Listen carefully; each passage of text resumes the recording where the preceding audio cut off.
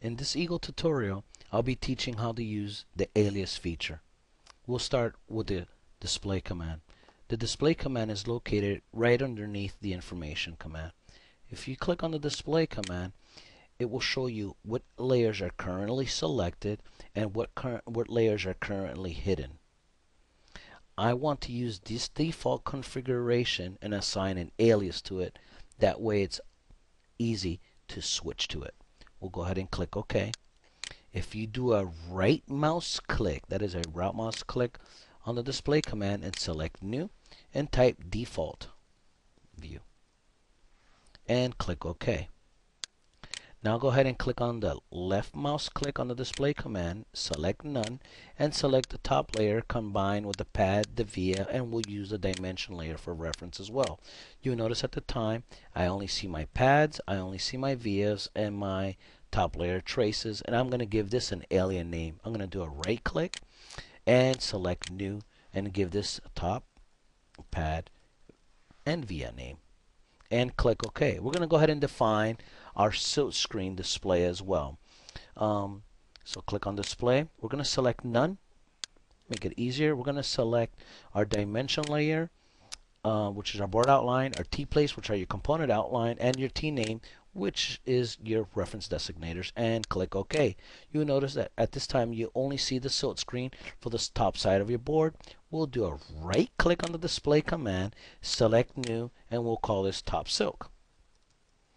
So now if you click OK, now it's really easy to switch between what information you want displayed on your board. Go ahead and do a right click on the display command. I could go back to my default view. If I do a right click on the display command and select top pad and via, we could go to my top copper.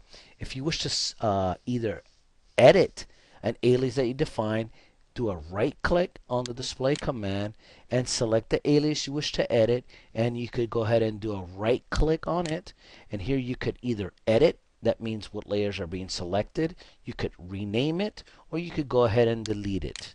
Okay, now I'm going to go ahead and show you how to define an alias for the grid command. The grid command, we'll go ahead and let me zoom in a little bit.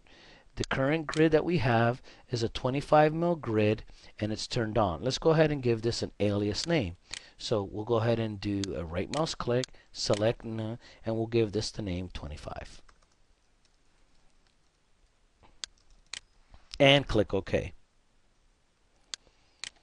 Now I'm going to do a left mouse click on the grid command and I'm going to select the default grid, which is 50 mil. 0.05 inches, and it's turned off. I'm going to go ahead and click OK to that.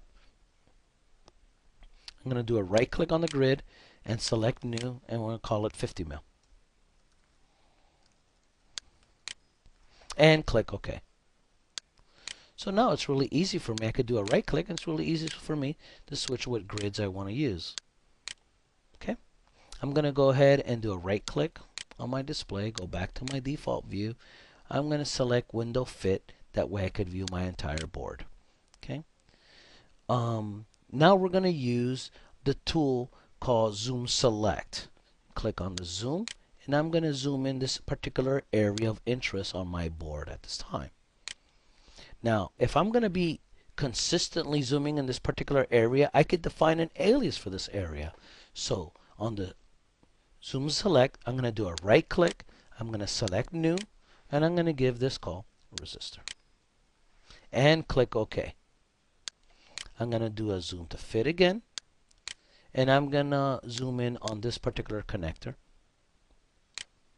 and I'm going to do a right click, select new, and select connector and click OK. Now it's really easy for me to switch between different particular areas of interest on my board. I could do zoom to fit. This concludes the tutorial. Thank you for watching.